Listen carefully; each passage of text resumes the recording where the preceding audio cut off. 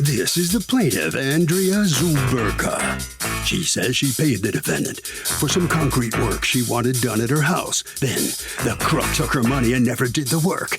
She gave this guy the benefit of the doubt due to the pandemic, but she's not a pushover, and enough is enough, so she's suing for the $975 she's owed.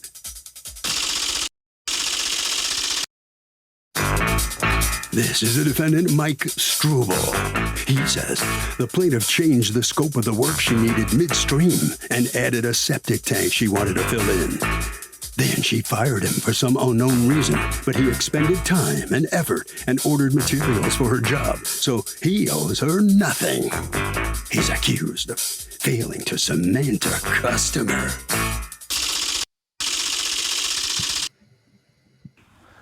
All parties, please raise your right hand. People's Court is now in session. The Honorable Judge Marilyn Leontown presiding. Litigants have been sworn, Your Honor. Thank you, Douglas. You are very welcome. It is good to see you 6 feet away. Glad to have you back home. For you. Thank you, sir. You're very welcome. I'm sorry. Give me a moment. It is so good to see you. Live. To see you live see and in you person. live. Yes. All righty, folks. We're getting there. We're getting there. Ms. Zuberka, you are suing Mr. Struble and his, actually, you're suing his construction company for $975, a deposit that you paid him to do some work that he never did. Tell me what happened. In June of last year, the defendant reached out via text regarding concrete work I wanted done. I wanted a slab poured for my garbage cans and a sidewalk installed in the back. He came out on June 30th, did the site visit. On August 3rd, he sent me a quote via text for $1,500. On that same day, my dogs found a hole in my yard. So in that moment, I had no idea what this hole was. So a neighbor of mine was outside and I asked him to come and look at it. And he said, it's possible it's my septic tank. And he suggested I call the plumber. So on August 4th, a plumber came out, squirted water in the hole, and it sounded hollow. So he knew there was some kind of metal tank that the water was echoing off of. So maybe it was a prior septic tank that never got removed? It's exactly what it ended up being. Well, at least it's not a sinkhole, because we are talking about Florida. Exactly. And that was my biggest fear, because I was getting ready to install a pool about 2 feet away from this. And I texted Mike back and I said, look, the concrete might have to wait. I'm not sure if I'm dealing with an abandoned septic tank or my current septic tank. So I told them what was going on. When they confirmed it was an abandoned septic tank, the plumber that was here said all they had to do was cave it in and fill it, and they would do it for $500. So the defendant told me before I make any plans with this plumber to let him know, because he has experience in septic, that he could do the work too. So when I told him they would do it for $500, he said that was a good price and that he would match their price. So I was like, okay, fine. It doesn't make sense to have one company do this and then have you come and do the other work if you can do it all. So he added the $500 to the quote and made it a $2,050 quote. And he wanted a 50% deposit. I mailed him a check on August 6th for $1,025. Okay. On September 15th, a month later, a month and a few days, I reached out and asked for a status update. Because originally when it started as just the concrete work, I wasn't in a hurry. But when I found this septic tank deteriorating in my backyard, my urgency kind of shifted. So on September 15th, you say, hey, what's going on? When had you expected him? So originally on August 3rd, when he quoted me, he said his lead time is 6 to 8 weeks, but he would shoot for a sooner date than that. 6 to 8 weeks? Wow. Mm-hmm. Okay. Right? That's unusual. And that would be fine. That would be fine if it was just the concrete work. But because I had... Okay, so in any event, you wait about 6 weeks and then you ask him what's going on. What does he say? On the 15th, his response was, quote, I'll be close soon, weather has me like. Okay. On September 25th, he texted back, getting closer. Okay. On October 12th, we are now 1 month, again, from the last time I touched base, 3 months in since the quote. I texted him to let him know that I was going to be out of town November 12th through November 16th. And I didn't know if he needed to be home or not. And he said I wouldn't need to be home. He'd know more that week, but he should be before. So November 18th, Good Lord. I'm back from vacation. Okay. I'm back from vacation. I texted him again, and his response was moving along. He left messages with the vendor to check concrete prices. He should know tomorrow. Other than that, should be real soon. And he thanked me for my patience. Okay. On December 9th. December I texted 9th. again. Okay. Yes, ma'am. I checked in again. His response was that he's getting so close. The price of concrete has come down and he would let me know. At that moment is when my woman's intuition kicked in. And I was like, is that okay, when it something's kicked not in? right. Because I got news for your woman's intuition. It's fired, okay? August, September, October, November, December, 4 months. And what happens in December?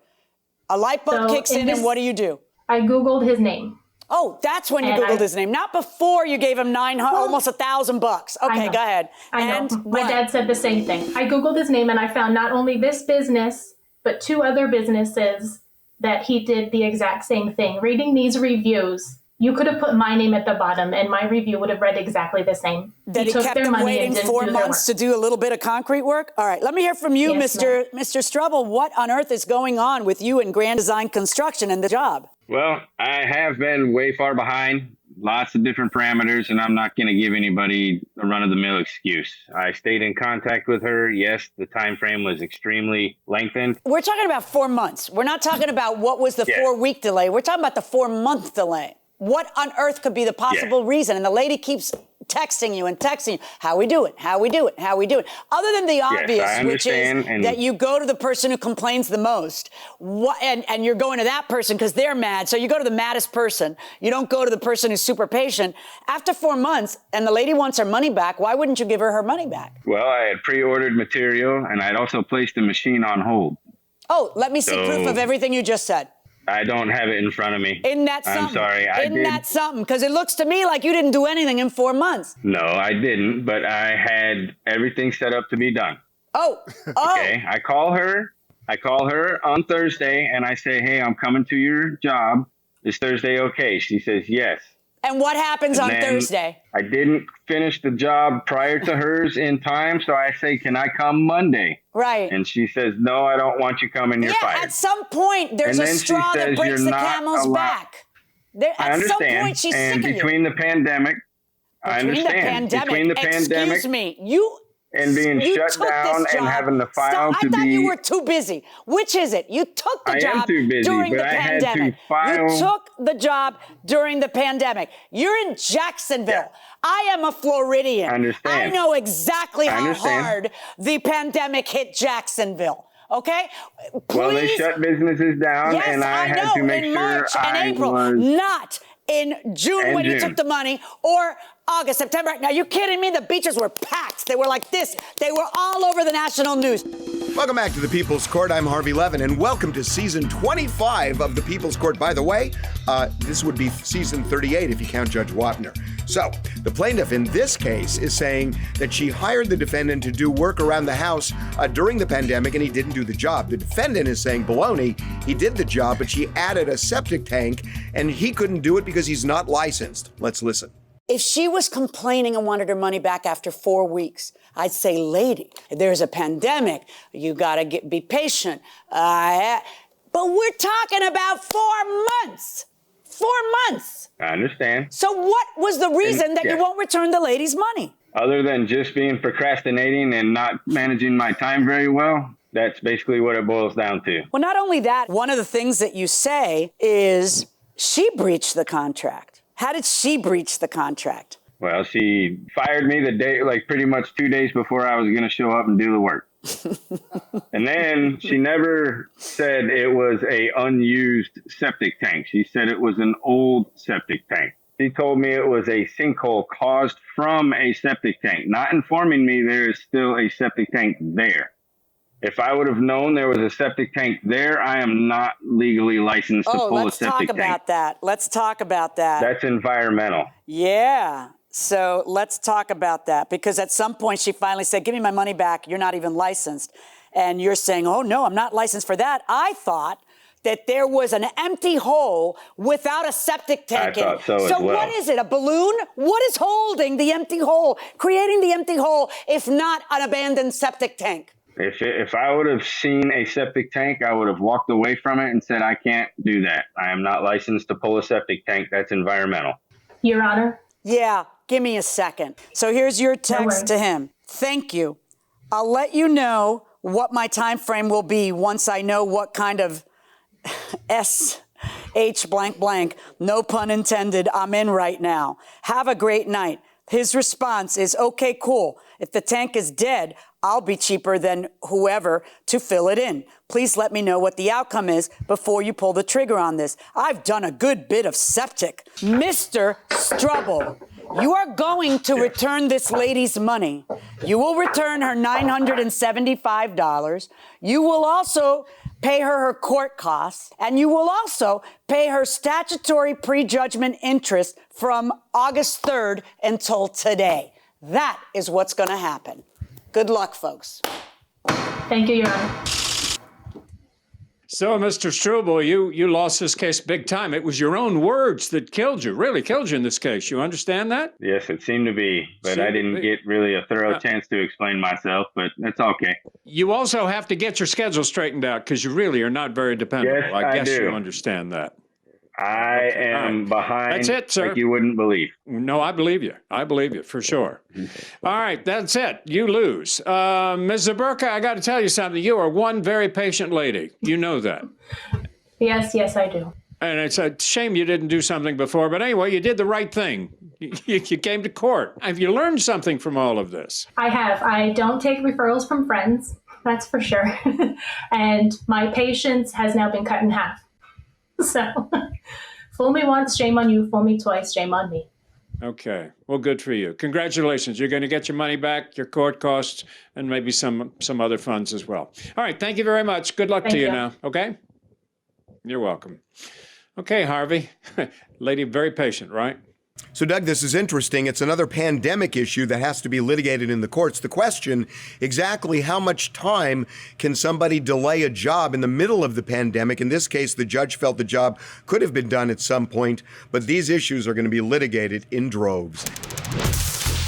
When an unmarried couple purchases a home together and one leaves the relationship, aren't they both responsible to pay the mortgage? Well, the people responsible to pay the mortgage are the people on the mortgage. So that's the bottom line. Right, that's the bottom line. So, in fact, the mortgage may have really nothing at all to do with the title. It's like the bank just wants to know, are we going to get paid, and who do we go after? We're putting a lien on that house, and that's the collateral for our loan, and who's paying that mortgage is whoever agreed to pay the mortgage. Right. But it's always, it's a mess. It's just like a divorce because you have to distribute the assets, and so you have to figure out. Sometimes somebody might have the house, it might be his house, and then they started living together for the last 10 years. She's been paying the mortgage and beautifying the house. Right. One person might be taking on the lion's share of a lot of stuff. So it's very complicated. It is complicated, but more and more people are doing this. I think something like 15% or more of mortgages that are being lent now by banks are to couples who are unmarried that are buying houses fine. together. If it's to both of them, then they're both going to still have to pay that mortgage. Right. And hopefully they're both on the deed. And then both of them need to then sell the house. And if you need to sell the house, but your partner doesn't, or your ex-partner doesn't, then you have to go to court and force a sale of the joint asset. Right. So, which is fine. It can be done. That's just how it has to be done. It's just a lot of trouble. It is. It's a lot of trouble, but so's marriage. It can be.